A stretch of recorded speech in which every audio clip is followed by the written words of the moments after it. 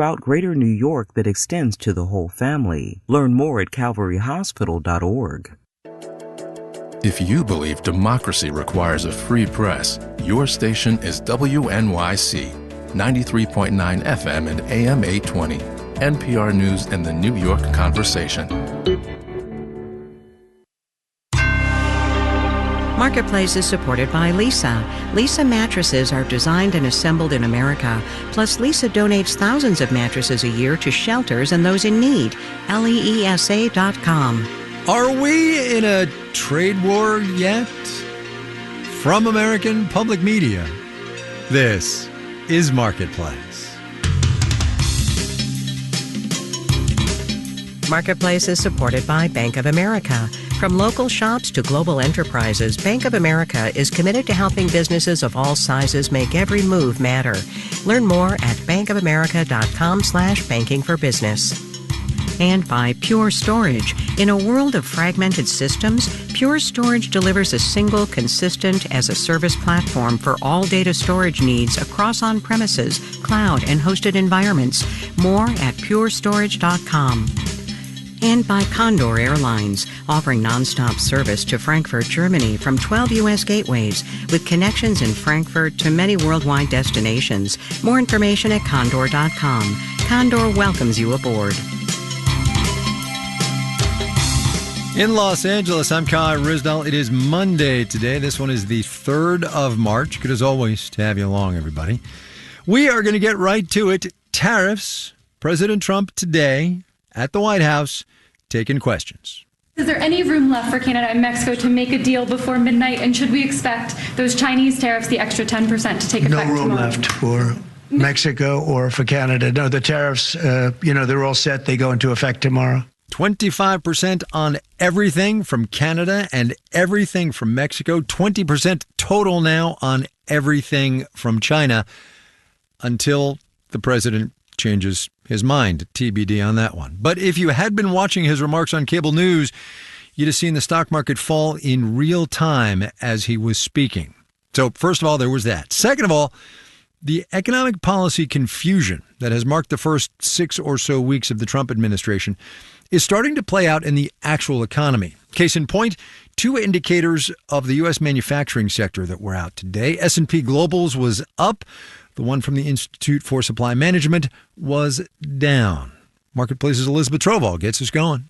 There's a word that Aaron McLaughlin with the Conference Board knows we're sick of hearing. But when it comes to the manufacturing sector, uncertainty is slowing things down a little bit. The Institute for Supply Management found new orders decreased in several industries in February. McLaughlin says price uncertainty has made it harder for manufacturers to plan for and source materials. A lot of end users may not want to stock up on inventories and backlog because they don't know if the prices are going to go down or up or if they have to source from other places. And prices are up for manufacturers, even though Trump's tariffs haven't taken effect. Teresa Fort is with Dartmouth. The uncertainty is equivalent to a tariff.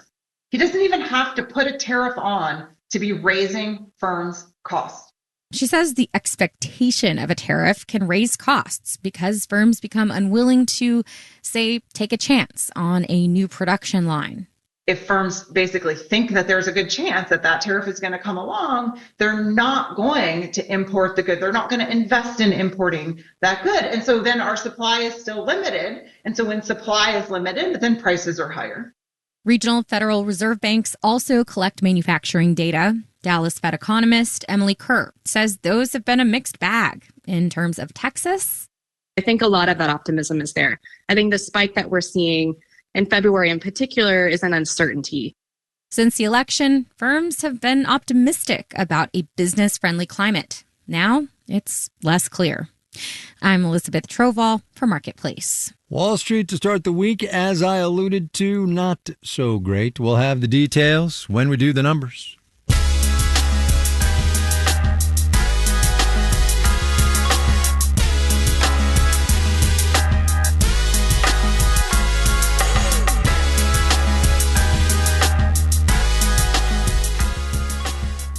You might have seen over the weekend that Commerce Secretary Howard Lutnick was asked whether the cuts that Elon Musk's operatives are making to the federal government could lead to an economic downturn. Lutnick had a simple-sounding but sideways answer. Why not just cut government spending, he said, from how we calculate gross domestic product? Why not indeed? Marketplace's Kristen Schwab takes it from there. I feel like every economist I called this morning had some version of the same answer when I asked, what if we just deleted government spending from U.S. GDP? They would be more likely like a publicity stunt. It's completely goofy to take it out. I laugh because it would be something insane to do. That's Guido Lorenzoni at the University of Chicago, Wendy Edelberg at the Hamilton Project, and Gianluca Clementi at NYU. Government spending is a key component of GDP for countries across the globe, says Lorenzoni. These are like international agreed accounting standards. Set by the International Monetary Fund. Something that, goes back 8 years or more. 80 plus years of standards that help us measure international economies against each other and help us measure our economy against itself over time. And government spending is a part of that because it is a part of the economy, about 6.5% of GDP in the U.S. Here's Wendy Edelberg. So it's everything from buying pencils to paying federal salaries to building tanks. She says untangling those federal transactions from GDP doesn't make sense because they are inherently tangled up with private businesses and consumers.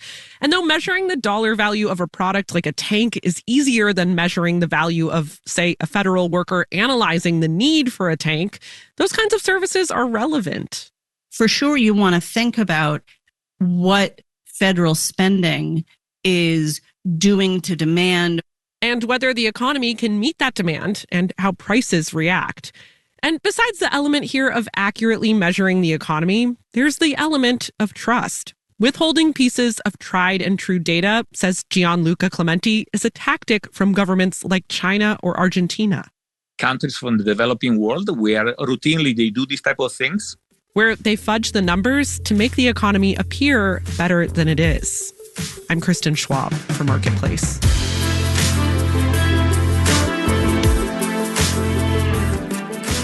Coming up. You can't be scared of the technology. You got to find out what it's going to do. I mean, you can be scared of AI, but you do have to find out what it's going to do.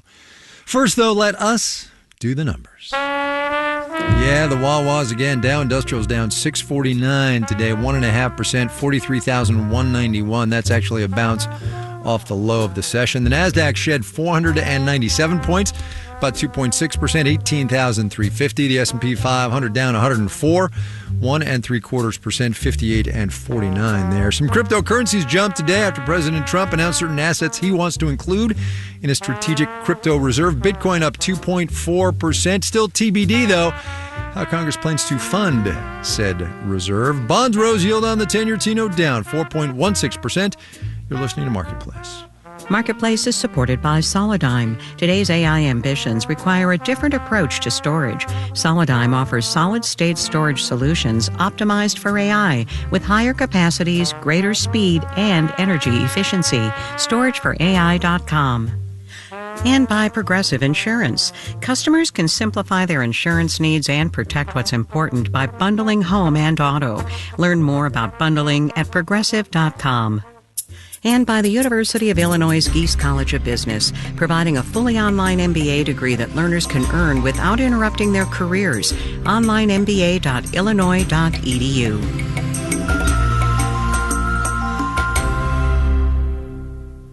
I'm LaFontaine Oliver, President and CEO of New York Public Radio. It's our winter fundraiser, and we're coming to you with a message that's different from any you've heard from us before. WNYC has never been more valuable.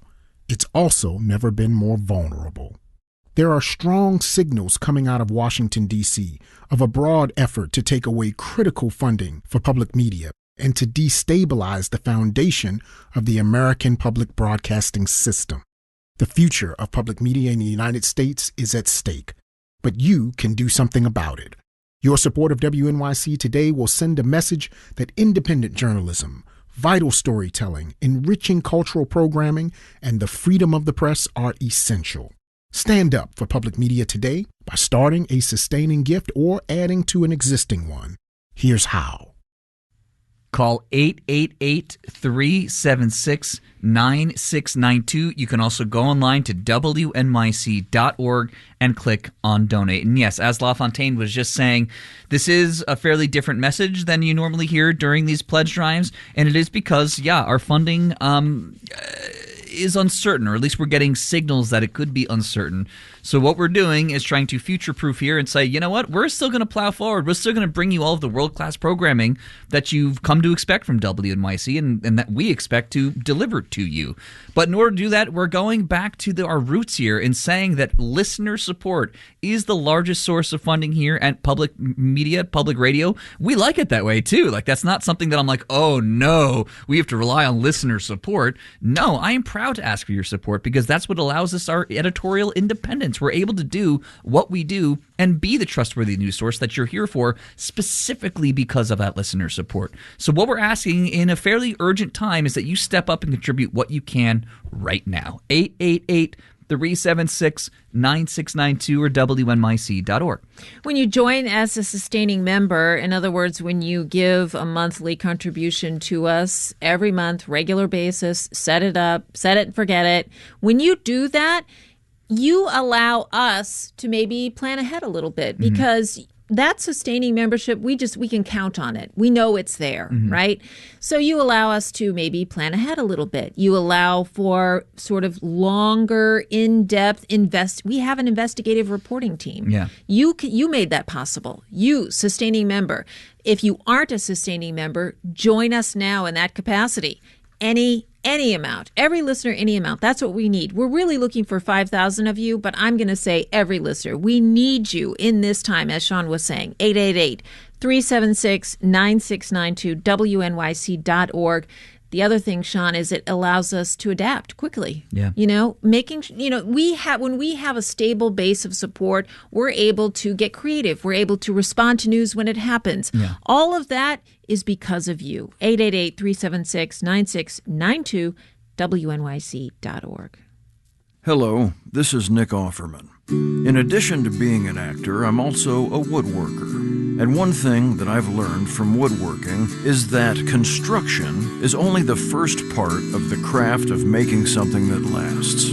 Once I've built a piece of furniture, I then need to maintain it so it'll last for generations.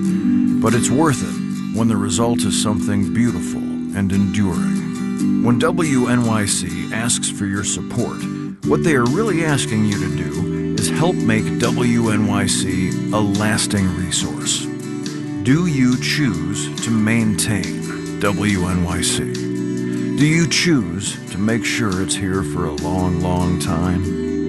Or do you choose to stay silent and hope that somehow this important community resource endures without you? The truth is, maintenance is an active process, and your donation today will help maintain WNYC. Here's how to help. Here's how. Call 888-376-9692. You can also go online to WNYC.org. Another way of saying endure is to say sustain. Sustain us with your support. Become one of the 5,000 folks that Tiffany was saying we're looking for this pledge drive. Become one of those sustaining members now. We love your comments when you contribute. Please leave them. We read them. Jagadish in Warren, New Jersey. I don't know if you're listening to me when I say I want to hear people from Jersey, my people, call and contribute, but there seem to be a lot from New Jersey coming in, so keep it up. Jagadish in Warren, New Jersey just donated and wrote, WNYC and PBS are my sources for news and informative programs. You deserve all the support from your loyal listeners. Be loyal to your local public media station. We will remain loyal to you as we have always been, but we need your support again. This is a pretty urgent time because of the signals we're getting in terms of where our federal funding may or may not come anymore. Please, we are relying on you now to keep sustaining this station. Become a sustaining member now. 888-376-9692 or WNYC.org. Well, you're calling out Jersey. I'll call out Washington Heights. I'll call out Uptown. Yeah. Uptown forever. Let's get some Uptown callers. Forever. Let's do it. 888-376-9692, WNYC.org. All kidding aside, it takes people from all over, not just the 5 boroughs, not just New Jersey, we get calls from everywhere. I saw a message that came in not that long ago from someone in Sarasota, Florida. Nice. I love that. Yeah, me too. Our reach is broad, and that's possible because of you. 888-376-9692, WNYC.org. Become a sustaining member. Help ensure that we are here for you day after day by making a financial contribution. No time like the present. 888-376-9692. Thank you. This is Marketplace. I'm Kai Ryssdal. As distressing as this is to point out, chances are you have experienced a financial fraud or scam at some point. According to a Bankrate survey that came out today, about 2/3 of Americans have, about 1/3 of us in just the past year. And as Marketplace's own most recent fraud victim, Kaylee Wells, reports, could happen to anyone. Let me start by saying I'm really careful, and yet, on Tuesday, someone managed to steal from my checking account. So I felt a little better when Sarah Foster, the equally careful Bankrate analyst, said she was a fraud victim recently, too. Someone somehow had access to my personal information and was opening cell phone accounts in my name. My credit score had dipped by about 100 points. Perhaps you heard my gasp there. Nearly 3/4 of respondents who said they're already doing things to protect themselves against fraud experienced it anyway. And I think that it is becoming a lot harder to protect our financial information, and scammers are getting a lot more advanced. Baby boomers are scammed or defrauded more than any other generation, according to the survey. But con artists and thieves have found effective ways of targeting Gen Z, too. There are a lot of fraudsters that reach out to my dog Instagram and are like, hey, we want to give you this product for free, but we just need you to pay shipping. Staff researcher and dog owner Selena Larson works at the cybersecurity company Proofpoint. You see this and you just think it's kind of normalized because, influencers get this all the time. Larson says the proactive steps we all already know, avoiding suspicious links or requests, two-factor authentication, those are important, but they aren't enough to stay safe. Scott Talbot at the trade group Electronic Transactions Association checks his accounts every day and still had someone try to file a fake tax return in his name. Unfortunately, you also have to be reactive, and that when you see fraud, to take steps quickly to shut it down, as you did. In my case, being proactive didn't stop the fraud. Being reactive did. I froze the account right after the first transaction came through, so I lost a total of $5. I'm Kaylee Wells for Marketplace. There is, I kid you not, a monthly report put out by the U.S. Department of Agriculture titled Chickens and Eggs. And from it, the February issue, we learned that in January of this year, 8.86 billion eggs were laid in this economy. A lot, yes, but 4% fewer than last year. And part of the reason a dozen grade A large now cost you, as a nationwide average, $4.95. It's also why, as you might have seen, the Agriculture Department's going to spend another $1 billion on top of the $2 it spent the past couple of years trying to contain the bird flu outbreak. Marketplace's Samantha Fields has more on that. Ali Khan has been worried about bird flu ever since it first appeared in the mid-1990s, when he was a disease detective at the Centers for Disease Control and Prevention. It had all the hallmarks of potentially becoming the next pandemic. It spread quickly, mostly through wild birds and poultry, and a limited number of people also got sick and died. Despite that, it's been, almost 30 odd years. It has not yet become the next pandemic. But Khan, who's currently dean of the University of Nebraska's College of Public Health, is worrying more about that prospect again now. My concern increases when there's more virus in the community, in people, in animals. And these days, there is a lot of virus all over the world again. This time in birds, pigs, cows, cats, all sorts of wild animals, and in people. The U.S. government's response to the outbreak so far, depending on who you ask in public health, has been mixed, disappointing, reactive, inadequate. It just feels very sluggish, very underpowered, very slow, and I think in some cases in denial. Jennifer Nuzzo is director of the Pandemic Center at Brown University's School of Public Health. She says that $2+ billion the federal government has put into bird flu monitoring and preparedness so far has gone to important efforts.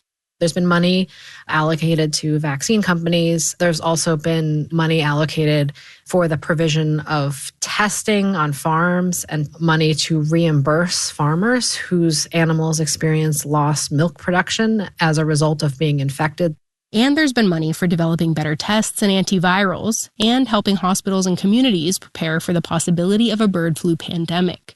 But Nuzzo says more needs to be done, especially to ramp up surveillance on farms. Making money available to farmers is really important, not just to protect us against the economic damages that this virus can pose, but also to incentivize farmers to test their animals so that, if their animals test positive, that they can be reimbursed for that. More also needs to be done to encourage dairy workers to come forward if they're sick. Right now, Elizabeth Strader with the United Farm Workers Union says that's not happening. There are so many workers that are sick and are not being tested or treated because they fear retaliation from their employer. Or because they're afraid of being forced to take unpaid time off from work if they test positive. These are workers who are some of the poorer workers in the United States. These are people that are excluded from a lot of the social safety net. And so they simply can't afford to be directed to go home by the public health agencies and go unpaid. On top of that, J. Stephen Morrison at the Center for Strategic and International Studies says many dairy workers are undocumented. And imagine how willing and prepared are those workers to come forward and get themselves tested and enter a system of observation and tracking and surveillance if they feel like that itself may enhance their risk of sudden deportation. Incentivizing testing of dairy cows, their milk, and dairy workers is going to be critical to preventing a pandemic. That's one of the main places more money needs to go, Morrison says. So far, the Trump administration's strategy seems focused on addressing outbreaks in chickens. They're worried about the strain on the industry, on the poultry industry, and they're worried about the price of eggs. It doesn't speak to the evolution of the virus and the presence in the dairy industry. However, it tells us that they recognize the complexity of and the long-term nature of this problem. That bird flu is not going away. Jennifer Nuzzo at Brown's Pandemic Center says there is no scenario in which the administration won't have to put more money and time into dealing with the virus. And the reason why I say that is that this is an important economic threat. This is an important occupational threat. And an important public health threat. I'm Samantha Fields for Marketplace. Marketplace is supported by Cencora, bringing the companies and capabilities of AmerisourceBergen together under one new name. Built on 150 years of innovation, Cencora is dedicated to improving the health of people and animals worldwide at Cencora.com. And by Odoo, dedicated to providing software designed to scale with businesses. Odoo's programs for manufacturing, accounting, and more aim to provide building blocks for creating a custom software suite. Odoo, what small businesses need. This final note on the way out today, quick follow-up to Kristen's story about gross domestic product. The Federal Reserve Bank of Atlanta has a widely and well-regarded model that tracks expected gross domestic product. And for the first quarter of 2025, that is the quarter that we are in, ends at the end of the month, the Atlanta Fed's model shows the economy shrinking, that is, getting smaller by 2.8% on an annualized basis. Our daily production team includes Andy Corbin, Nicholas Guion, Maria Hollenhorst, Iru Ekpenobi, Sarah Leeson, Sean McHenry, and Sophia Torrenzio. I'm Kai Rizdal. We will see you tomorrow, everybody.